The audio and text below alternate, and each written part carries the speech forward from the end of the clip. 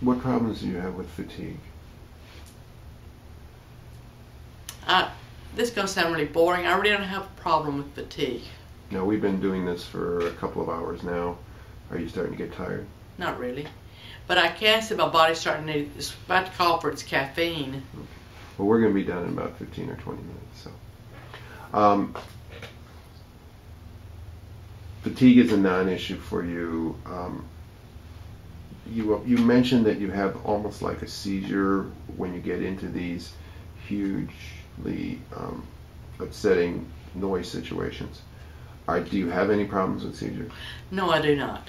Thank you, Lord. Do you have any problems with periods of time where you're like staring spells or sort of lost in space kind of situations where you lose time? No, I don't naturally like that, but I do if I put it on myself. If I make myself step back, I will lose the time. Okay. What about pain? No, no pain. No headaches? No headaches. Okay.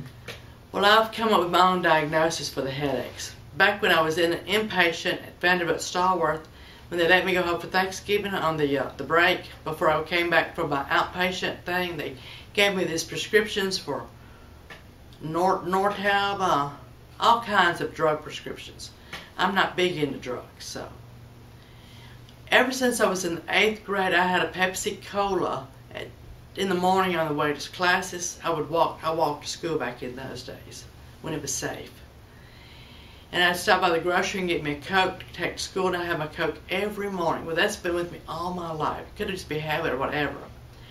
But I was getting headaches in the hospital, and then I'd ask for a Coke or something, caffeine, about 10 in the morning, and I'd get one night, I wouldn't get a headache.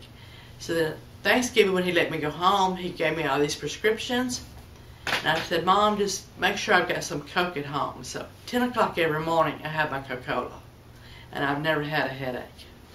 That's terrific.